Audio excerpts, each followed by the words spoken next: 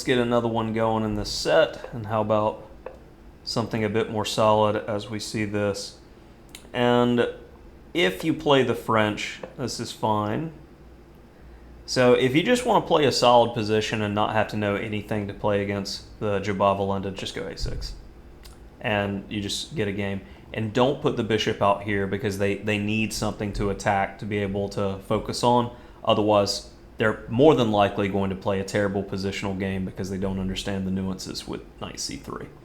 So I'm just going to play a solid position and watch how this unfolds conveniently for me. So we'll start with knight bd7.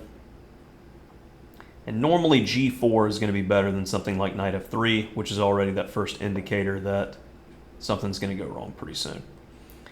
All right, I am going to play bishop d6 just to test to see, do you want to give me a better pawn structure and give me control over key squares?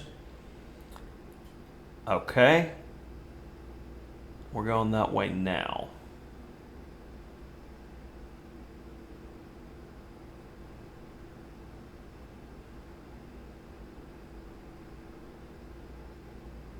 Let's get messy.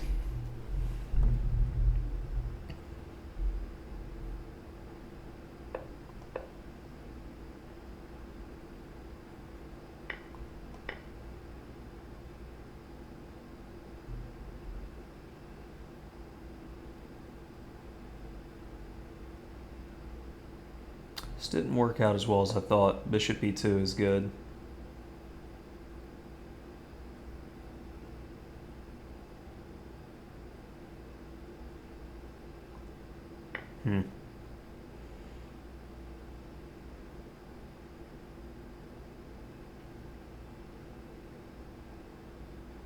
Rook takes g7 is met by bishop f5 after c takes e. Bishop g6. We seal in the flavor of the rook. It's a nice little trick. And if there, I still want the square for my bishop. Now the double pawns really aren't that bad because they are holding off the knights. And my play is pretty easy all over the board here. b5 is always a move to consider, as well as moves like this. Now e4 is going to be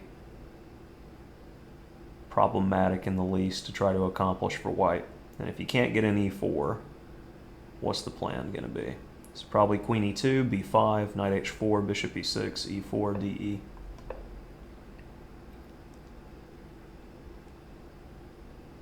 Oh, but the problem with e4 is I can go knight takes, and then the knight on h4 is going to be hit by the queen. So yeah, I feel like things have gone not optimally for the opponent.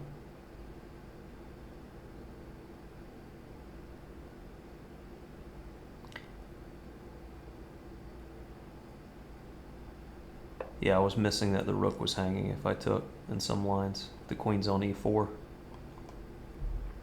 So we'll go this way. This should fix some of the issues.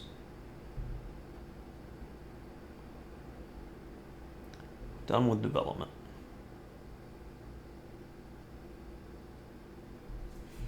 How now?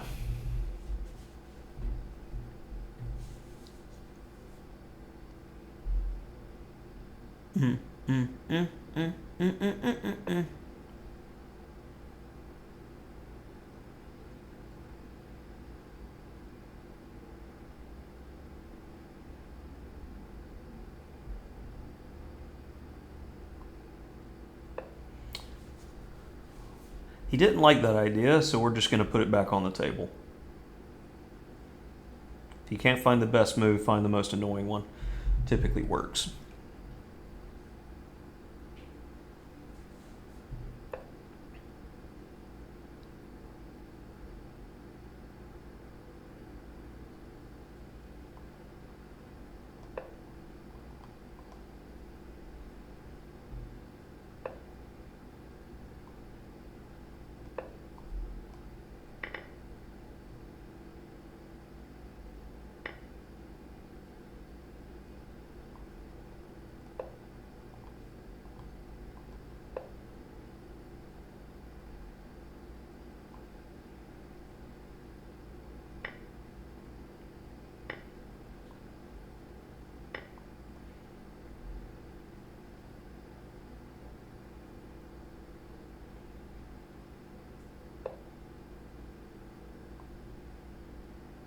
We'll give you a little bit more time, as the game is just now starting to get interesting.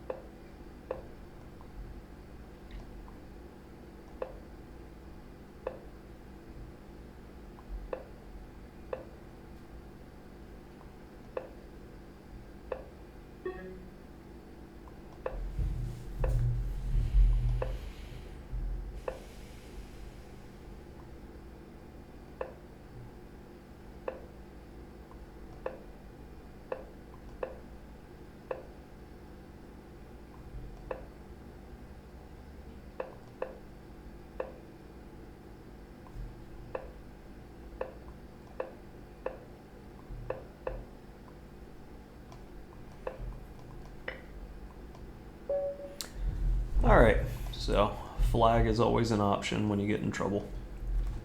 Okay, so like I said, a6 is a move, and if you don't want to have to worry about Jobava-London theory, just play a6 and you'll get a game. And after e6, g4 is definitely the better way to go, where black has multiple choices.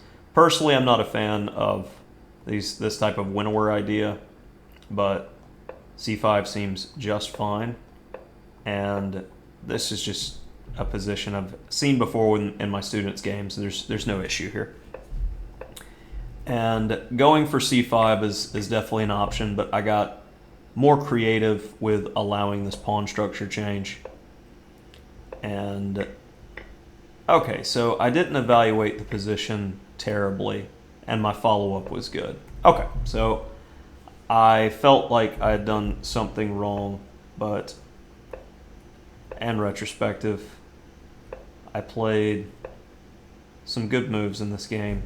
D takes e4 is the better way to go, and I missed keeping tension in this way. That's interesting. Rook b8. Queen b6 immediately is better to threaten mate. Much stronger. And I can't believe that this is only a small plus. But to my opponent's credit, like typically Jobava-London players, they can only play just for quick nothing attacks that are easily stopped. Normally, they don't ever make it to end games, so it doesn't matter for them. He actually played very, very reasonably in this rook and pawn end game. And at this point, I began to focus on the clock because, yeah, hanging a pawn isn't going to do it. But, yeah, when you've got 1 second and I'm much faster than you, this is what happens. That's the nature of blitz chess. Get flagged or play fast. A little bit of Jobava-London. Just play a6. Don't even worry about the opening.